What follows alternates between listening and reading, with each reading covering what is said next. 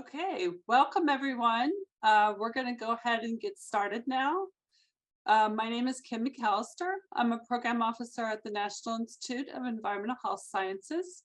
We are very excited to be hosting this workshop that's generated a lot of interest at NCI, NIEHS, and the other NIH institutes, as well as the extramural community. And I would like to begin by introducing Dr. Trevor Archer, who is Deputy Director of the National Institute of Environmental Health Sciences and a National Institute of Health Distinguished Investigator. Dr. Archer is also currently Acting Director of the Division of Translational Toxicology at NIEHS. And he's going to start us off with some introductory remarks. Kim, thank you very much. And good morning, everyone. It's a great pleasure to be here to help kick off this really exciting symposium. As you are perhaps more aware than I am, there are many established environmental factors that lead to cancer, things from arsenic, alpha toxin, to UV radiation. Some of the really good examples where there's very clear evidence for our cancer outcomes include looking at the CYP2C genes, as well as the pathway involving heterocyclic aromatic amines in colorectal cancer. So together, these really suggest and support the basic concept that the interaction of the various environmental exposures with particular genes are really highly relevant to the development of cancer. Give the next slide, please. So given, one back, thank you. Yep. So given this data that has been out there for a number of years from some very outstanding molecular biological as well as genomic studies, it's really important to try to understand as we move into the era of omics, where we're able to get large databases on issues with respect to genomics, epigenomics, proteomics, metabolomics. How do we understand these data? How do we integrate them? There's a great deal of challenges that are involved, including the fact that the data is quite heterogeneous. It's used and measured by different types of instruments at different scales.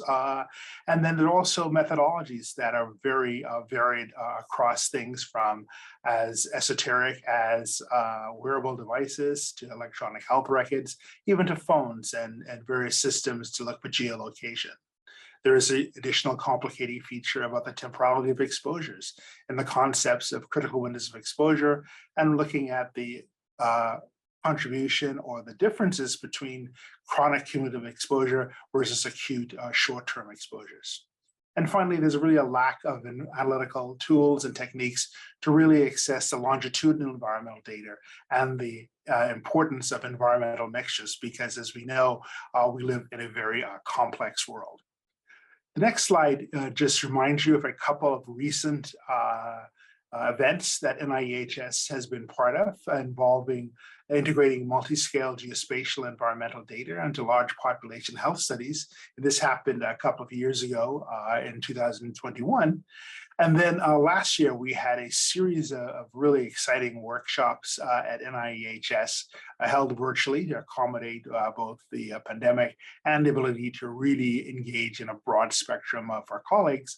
It involved in accelerating precision environmental health and demonstrating the value of the exposome.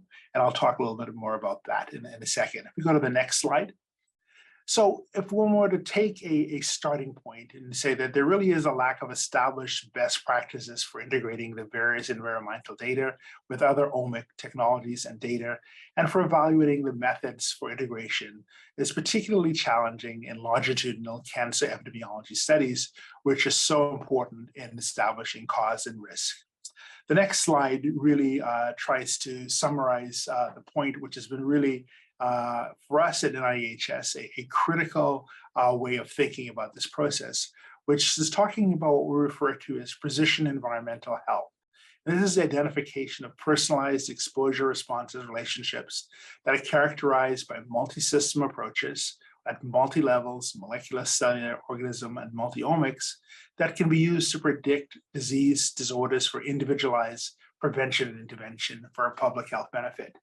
And so precision medicine, precision environmental health use similar omics type data, but differ as the former has the goal of disease treatment, while the latter uses and focuses on individualized risk assessment and disease interventions and preventions. On the right portion of the slide, you see a flow diagram really talking about allowing us to think about this process. How do we elucidate the mechanisms that are involved in environmental exposures? How do we capture this data across the life course? And how do we advance risk prediction, development, delivery of interventions to prevent disease tailored to the individual?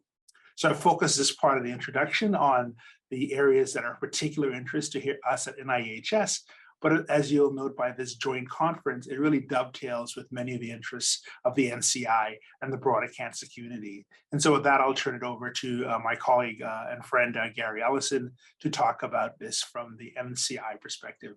And I welcome you and hope you really enjoy this, what I expect to be a terrific meeting today. Gary? Great. Thank you, Dr. Archer. I'm Leah Mechanic from the National Cancer Institute, and it's my pleasure to introduce Dr. Gary Ellison. Dr. Gary Ellison is the Deputy Director of the Division of Cancer Control and Population Sciences at the NCI. And please welcome me in joining Dr. Ellison. Thank you.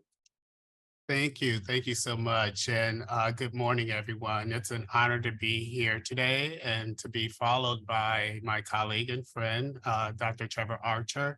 And this workshop really extends the longstanding partnership that NCI has had with NIEHS on matters concerning the environment and cancer. And I want to thank everyone involved in putting together this workshop, especially the organizing committee chaired by Drs. Mechanic and McAllister. So cancer is complex, and this audience is quite aware that cancer is caused when there are changes to genes from errors in cells division, environmental DNA damage, and hereditary genetics. But what makes cancer so complex, it is that it's not just one disease, but it's a group of more than 100 diseases that can arise from almost every cell type in the body. And there's a great deal of diversity and molecular features that of cancer that can be similar between sites than within sites. Breast cancer, for example, is a really good example of this, where there are close to a dozen genetically distinct diseases. And this has implications for etiology, prognosis, and treatment. Next slide, please. Also complex is the environment, as Dr. Archer mentioned in his opening remarks, as well as our relationships as human beings to it. The figure to the right from Mikhail and colleagues shows how extrinsic factors like lifestyle, social, psychological, and environmental factors interact with intrinsic factors across the life course to affect health. Now, the timing of exposure can be important and have lifelong consequences for risk of disease. And once exposed, it can take a long time to develop cancer due to its long latency. And this makes the environment's relationship to cancer difficult to study in human populations, especially with the long latency of cancer, the dynamism of the environment and its people, and interaction with genes being among the key challenges. But there are opportunities which include operationalizing the exposome, as Dr. Archer mentioned, and utilizing existing resources, especially having a health equity lens associated with these opportunities. And there have been major advances in measuring the environment that include improvements in geospatial tools like remote sensing, global positioning technologies, personal monitoring tools, including wearable sensors and smartphones. Also, there have been new assays and advances in targeted and untargeted analysis that help us understand the body burden of environmental chemicals and our biological responses to it. So taken together, these tools can help us more accurately predict individual exposures. Next slide, please. So the challenge and opportunity will be in collecting, managing, and integrating environmental, phenotypic, and biological data taken into consideration and overcoming the many challenges highlighted earlier and incorporating these data and models of disease risk. And this is a primary feature of today's meeting. And it underscores the need for collaborative approaches that include multiple disciplines and team science. Next slide, please. So I was asked today to talk about some of the resources that we have at NCI that could be used to explore the integration of environmental exposures with other omics data. And the NCI Cancer Consortium is one of those resources. It's a partnership to address the need for large-scale collaborations to pool data and biospecimens necessary to conduct a wide range of cancer studies. And you can see here on this slide that it includes 61 high-quality, large cohorts with more than 10,000 study participants. And it represents diverse populations from at least 15 countries and 4 continents. And these cohorts are well characterized with risk factor data for more than 7 million study participants. Biospecimens, including germline DNA collected at baseline, are available for more than 2,000 study participants. Rachel Hanisch, you can see her name and contact information to the right, is the person to contact for more information about this valuable resource.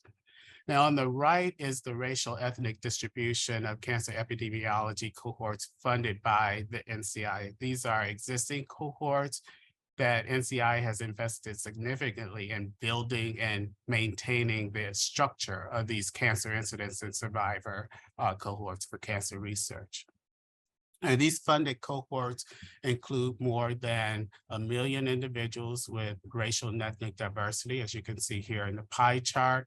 And examples of these cohorts include the multi-ethnic cohort study, the Nurses Health Study, and Nurses Health Study 2, and the Southern Community Cohort, just to name a few of them. And information about these cohorts, including enrollment and case counts and biospecimens, can be found using the Cancer Epidemiology Descriptive Cohort Database. And you can see the link here on the right bottom of the slide. Next slide, please. And we have also, NCI, in partnership with NIEHS, have also funded new cohorts to assess environmental exposures and cancer risk. So the project officer for NCI and who's leading this initiative is Samdat Mahabir, and from NIEHS is A.B. Boyles. And these were recently funded to enable evaluation of emerging and important exposures on cancer risk, covering the United States, West, East, South, and Midwest. And the funded cohorts and principal investigators are listed on this map. This initiative also includes community engagement to inform and enhance research in communities, and a coordinating center that will identify common themes and explore emerging scientific opportunities. The next slide, please. And so this is my last slide. Collectively, these observational studies will include close to 190,000 racially and ethnically diverse individuals, from pregnant mothers and their offspring to individuals recruited from environmental hotspots. And they will assess exposures through questionnaire data, silicone wristbands, and biospecimens such as blood, urine, hair, and nail, saliva, dried blood spots, and teeth to measure chemical exposures. And the use of omic technologies will shed light on the mechanisms of environmental exposures in cancer. And there will be several years before we are likely to see enough cancer outcomes, because these are new cohorts that are just starting, and we have to follow these individuals over a long period of time to see enough cancers for the analysis to be meaningful.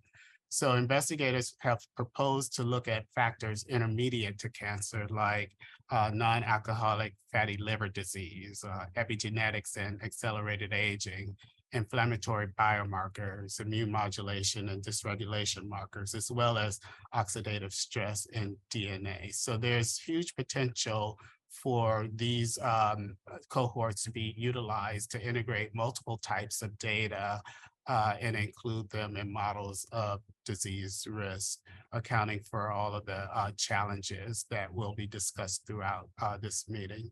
So thank you very much for your time today. Okay, thank you so much, Dr. Ellison. If I could have the next slide. I'm just going to go through very briefly now and give a little bit of background about how this workshop came to be, what its purpose is, and how we organized it. Next slide. The overall goal of this workshop is to try to identify challenges and opportunities related to the integration of environmental exposure data with other omics data, specifically in the context of human cancer epi studies. And we want this to inform future supported research directions for both NCI and NIEHS. So we really want to know what the key research gaps are in this field, and we want to hear about solutions to move forward. Next slide. We are taking a broad definition of omics for the purposes of this workshop. So we're thinking beyond germline genetics and thinking about all the different layers of biological regulation. This could include beyond genomics, transcriptomics, proteomics, epigenomics, metabolomics, and many others. And we're thinking about integrating all of those together and also integrating various environmental exposure measures and resulting phenotypes. Next slide. And we are, this is really showing that thinking about environment, we know that many environmental factors induce biological responses at many levels. And we know that there are interactions between environment and many omics layers that drive many complex disease outcomes, including cancer. So it's really critical that environment should be incorporated into multi-omics studies to get a complete picture going forward. Next slide. We also wanted to bring your attention to this new consortium effort that will be starting up later this year. This is a joint NHGRI, NCI, NIEHS initiative that's led by NHGRI. It is particularly relevant to this workshop because it is going to attempt to establish some best practices and develop a variety of methods focused on integration of omics with other environmental exposure data. And so we do hope that this workshop can inform this effort as well as many other omics related efforts going forward in the coming years. Next slide. We organized this workshop into 4 main sessions. We're going to start off today by talking about some unique aspects related to cancer multi-omics studies that make them particularly challenging. And then our second session today is going to be about methods and computational approaches needed in the field. Tomorrow, day 2, we're going to have a session dealing with unique aspects related to the integration of environmental exposure data. And then finally, our fourth session, final session, will be focused on in vitro advances and model organisms and how those might inform human multi-omics studies going forward. Next slide. We structured each session of the workshop to start with one speaker that we're calling a state of the science speaker. So this speaker will give an overview talk of this particular area, kind of just touch on what are the big challenges, where is the field at this particular time. And then we'll have a second speaker, or in the case of session 4, actually 2 additional speakers that will be application speakers. So those speakers will walk through a particular application of that topic and show some actual data from a particular project or projects and show how they wrestled through some of the challenges of a multi-omics study. Then for each session, we're going to have a panel discussion, and we tried to incorporate the expertise of the panelists by allowing them to make some brief comments and share their perspectives and experiences. And then after that, we will open it up to broader audience questions and discussion. You can see from the agenda, we're trying to squeeze a lot into 2 not too long Zoom days. So we are asking everyone to stay on time. We anticipate that we may have more questions than we can really get to in the panel discussions, but we did try to build in some additional discussion time at the end of day 1 and at the end of day 2. And we will have a final wrap-up session that will try to focus on key recommendations for moving the field forward at the end. Next slide. And finally, we want to acknowledge a lot of the key people that helped to put this workshop on. This workshop was actually developed by a collaborative working group between NCI and NIEHS. So this was a variety of program staff and investigators at both institutes that have been coming together for a couple of years now to brainstorm about collaborative efforts related to cancer and the environment. And as many of you know, and as Gary mentioned, NCI and NIEHS do have a long-standing collaboration of working together in the context of gene-environment interactions and environmental risk factors associated with cancer. This workshop is actually the first workshop that's coming out of this group. There will be some others to follow. Leah and I, along with Alex Hudson, who's a Presidential Management Fellow at NCI, were the main planners for this workshop, along with Carrie and Kelly and others at MDB that helped to handle a lot of the background logistics. But we really want to acknowledge the entire CEWG working group as well that gave us a lot of feedback and contributed to the development of this workshop. Now I'm going to turn it over to Leah to get us started with the first session.